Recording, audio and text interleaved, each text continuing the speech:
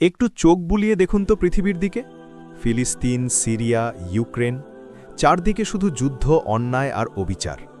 আমরা সবাই যেন এমন একজনের অপেক্ষায় আছি যিনি এসে এই সব কিছুর অবসান ঘটাবেন। রসূল সাল্লাল্লাহু আলাইহি ওয়াসাল্লাম ঠিক এমনই এক নেতার কথা বলে গেছেন। তিনি আর কেউ নন, ইমাম মাহদী। কিন্তু তিনি আসার পর ঠিক কি ঘটবে? কিভাবে তিনি পুরো পৃথিবী বদলে দেবেন? আর দাজ্জালের সাথে তার লড়াইটা কেমন হবে? চলুন সহি হাদিসের আলোকে জেনে নিই সেই শিহরণ জাগানো ভবিষ্যৎ। পর্ব ১, কাবা শরীফে আত্মপ্রকাশ। সময়টা হবে হজের। মক্কার কাবা শরীফে একজন সাধারণ মানুষ বসে থাকবেন। তিনি নিজেই জানবেন না যে তিনিই সেই প্রতীক্ষিত মাহদী। কিন্তু কিছু নেককার মানুষ তাকে চিনে ফেলবেন এবং জোর করে তার হাতে শপথ বা বায়াত গ্রহণ করবেন।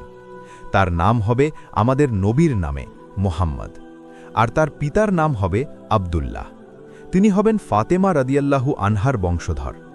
তার আত্মপ্রকাশের খবর শুনে সিরিয়া থেকে সুফিয়ানি নামের এক জালিম শাসকের বিশাল বাহিনী তাকে হত্যা করতে মক্কার দিকে ছুটে আসবে।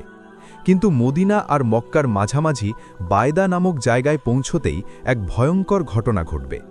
মাটি ফেটে সেই পুরো বাহিনী ধ্বংস হয়ে যাবে। আর এটাই হবে ইমাম মাহদীর সত্যতার সবচেয়ে বড় প্রমাণ। এরপর ইরাক, সিরিয়া আর ইয়েমেনের সেরা যোদ্ধারা তার সাথে এসে যোগ দেবেন। পর্ব ২, মহাযুদ্ধ বা আল মালহামা আল কুবরা। ইমাম মাহদী আসার পর শুরু হবে পৃথিবীর ইতিহাসের সবচেয়ে ভয়াবহ যুদ্ধ, যাকে হাদিসে বলা হয়েছে আল মালহামা আল কুবরা।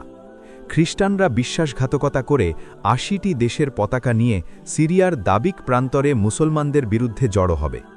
এই যুদ্ধে মুসলমানদের একটা অংশ ভয়ে পালিয়ে যাবে, যাদের আল্লাহ কখনোই ক্ষমা করবেন না। আরেকটা অংশ শহীদ হবে, যারা হবেন শ্রেষ্ঠ শহীদ। আর বাকি অংশ ইমাম মাহদীর নেতৃত্বে জয়লাভ করবে এবং তারা এরপর আর কোনো দিন ফিতনায় পড়বে না। এই যুদ্ধের পর মুসলমানরা কনস্ট্যান্টিনোপল বা বর্তমান ইস্তাম্বুল জয় করবে। পর্ব ৩, দাজ্জালের আগমন ও ঈসা আলাইহিসসালামের অবতরণ। যখন মুসলমানরা যুদ্ধ জয়ের আনন্দে নিজেদের অস্ত্র গুছাচ্ছে, তখনই খবর আসবে সবচেয়ে বড় বিপদের, দাজ্জালের আগমন। এই ভয়ঙ্কর ফিতনা ঠেকাতে ইমাম মাহদী তার বাহিনীকে নিয়ে সিরিয়ার দামেস্কে পৌঁছাবেন। সময়টা হবে ফজরের। ইমাম মাহদী নামাজ পড়াতে যাবেন, ঠিক সেই মুহূর্তে দামেস্কের সাদা মিনারের উপর ফেরেশতাদের ডানায় ভর করে আসমান থেকে নেমে আসবেন হজরত ঈসা আলাইহিসসালাম। ইমাম মাহদী তাকে ইমামতি করতে অনুরোধ করবেন, কিন্তু ঈসা আলাইহিসসালাম বলবেন, না, আল্লাহ আপনাদের মধ্য থেকেই নেতা নির্বাচন করেছেন। নামাজ শেষে মসজিদের দরজা খুলতেই দেখা যাবে বাইরে দাজ্জাল অপেক্ষা করছে। কিন্তু ঈসা আলাইহিসসালামকে দেখেই সে লবণ গলার মতো গলতে শুরু করবে এবং পালাতে চেষ্টা করবে। ফিলিস্তিনের লুদ শহরের দরজায় ঈসা আলাইহিসসালাম তাকে হত্যা করবেন। পর্ব ৪, পৃথিবীর সোনালী যুগ। দাজ্জাল ধ্বংস হওয়ার পর পৃথিবীতে এমন এক সোনালী যুগ আসবে যা মানুষ কখনো দেখেনি। ইমাম মাহদী ৭ থেকে ৯ বছর রাজত্ব করবেন। তার শাসন আমলে পৃথিবীতে কোনো অন্যায় বা দারিদ্রতা থাকবে না। মানুষ জাকাতের টাকা নিয়ে ঘুরবে, কিন্তু নেওয়ার মতো কেউ থাকবে না। পৃথিবী তার সব সম্পদ উগড়ে দেবে। বাঘ আর ছাগল একসাথে পানি খাবে, কেউ কাউকে আক্রমণ করবে না। মানুষের মন থেকে সব হিংসা বিদ্বেষ মুছে যাবে। এরপর ইমাম মাহদী ইন্তেকাল করবেন এবং মুসলমানরা তার জানাজা পড়বে। ইমাম মাহদীর এই ঘটনাগুলো শুধু কোনো গল্প নয়, আমাদের জন্য ভবিষ্যৎবাণী।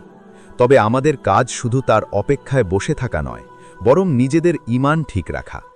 দাজ্জালের ফিতনা থেকে বাঁচতে প্রতিদিন অন্তত জুমার দিন সূরা কাহাফ পড়ার অভ্যাস করা। ভিডিওটি আপনার আপনজনদের সাথে শেয়ার করে তাদেরও এই ঘটনাগুলো জানার সুযোগ করে দিন। আপনার কি মনে হয়, আমরা কি সেই সময়ের খুব কাছাকাছি চলে এসেছি? কমেন্টে জানান।